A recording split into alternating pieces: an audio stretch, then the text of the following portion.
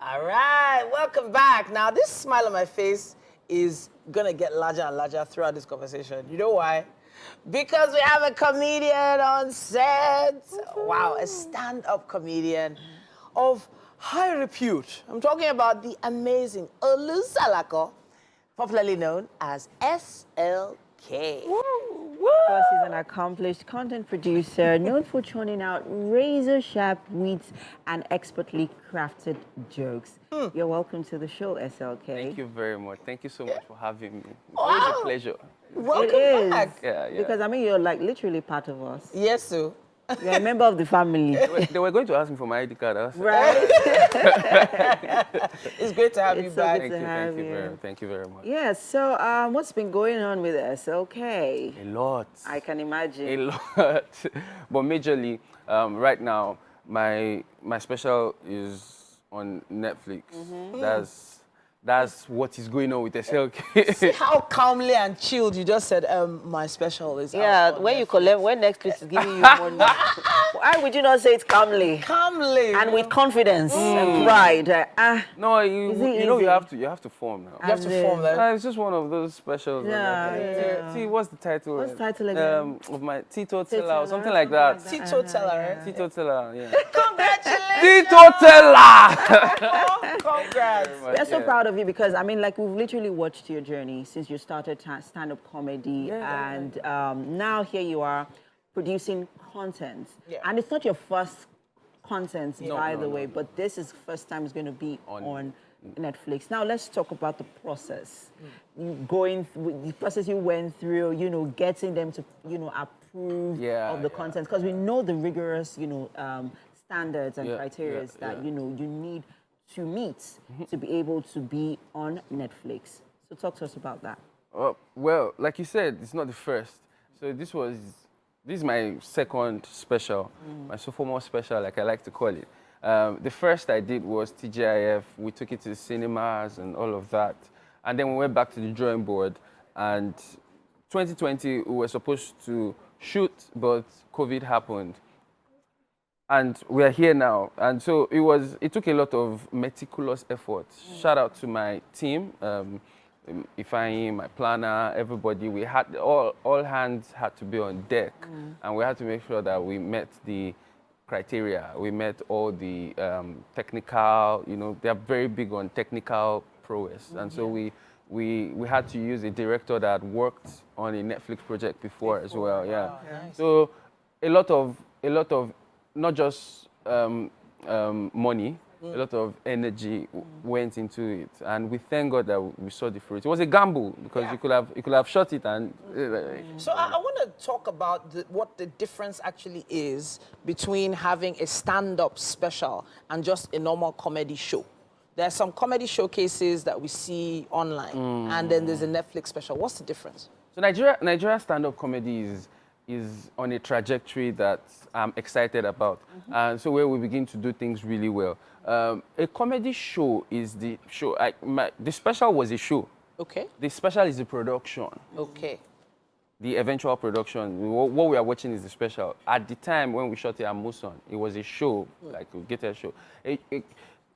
A show is like a comedy showcase, as it were. Yeah. A comedy show where comedians come around and have perform, where you have opening acts, then you have the headliner. The headliner usually 20, 30 minutes, 1 hour. I did about over an hour, which was why it was taped for the special. Okay. Now let's talk about Teetotaler.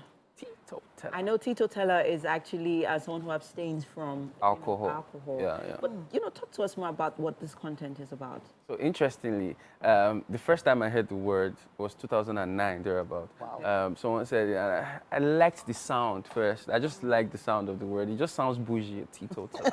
It sounds bougie. Yeah. Then I checked and it aptly describes me. And I just felt, okay, I'm going to use this thing for something. I don't know what it is. That's how I am. I just resonate with words or things that I didn't know what it was. But sometime in 2017, 2018, it just dawned on me that I'll name a special Teetotaler. And so when you watch Teetotaler, I don't want to drop spoilers, but when you watch Teetotaler, you understand why I used the title and why it's like that. But trust me, it's worth it. So there definitely has been a lot of pressure on comedians to, in quote, evolve in the space because of the rise of the social media comedy skit influencers. skit influencers. Yeah. And a lot of money is being made online. True. But then there is the true stand-up. So where do you stand? Because you've also made quite a lot of online skits. Yeah. But then you've always stayed true to the online, the stand-up. Yeah. So this is the thing. I think majorly it's just an issue of nomenclature. Okay. Comedy is wide. A comedian is someone that makes people laugh. Okay. Skit making, acting, stand-up, they are just different, like sketch comedians, they're just different genres of comedy as a whole. And so a skit maker is a comedian, an actor is a comedian, stand-up comedian is a comedian. Now, stand-up comedy is an aspect. It's actually more niche than every other one because it's a little more difficult because it's live and you need that response live. Like sketch comedy can be edited and all of that. But like I always use this example, Inke Mowo, I've never seen him on stage, but he's one of the funniest men in the country. And so it's always good for people to know what they can do or where you don't have to be pressured because you're still a comedian. You don't have to be pressured to go on stage or to do skits.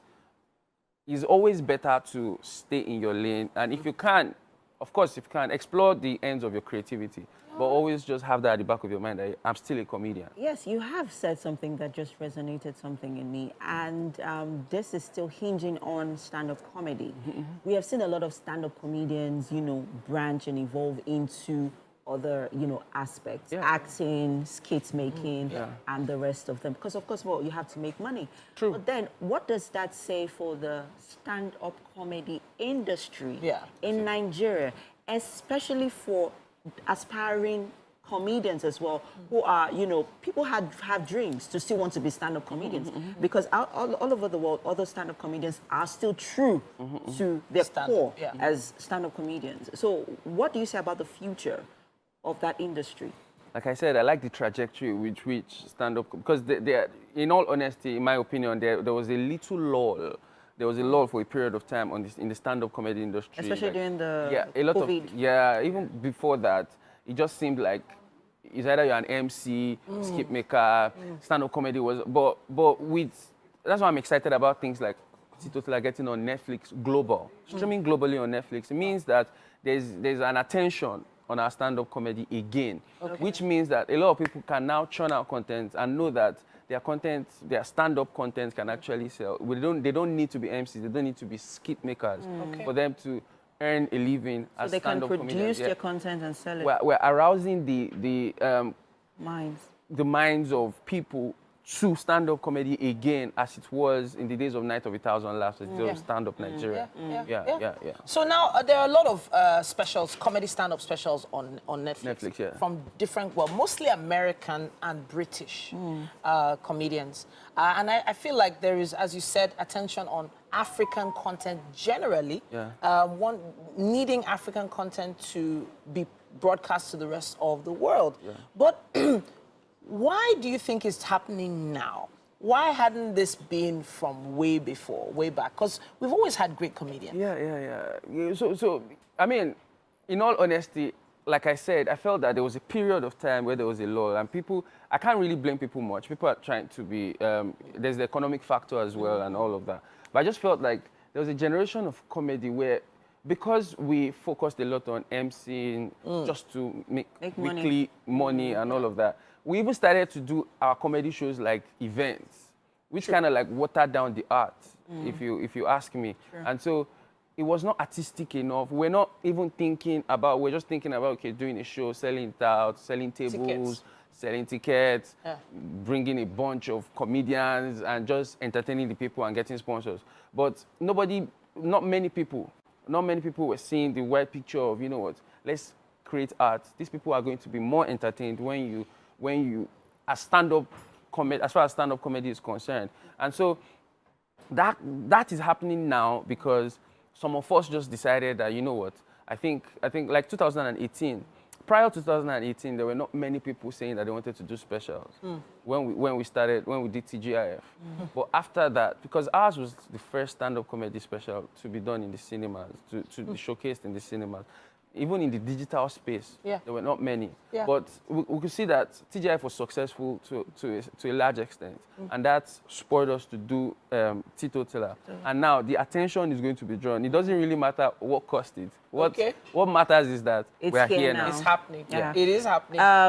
Well, earlier on, you talked about it going on Netflix and the monies that you spent, production. Have you made that money back? It's on Netflix. Those people have paid you money. Yeah, they paid me some money. They pay.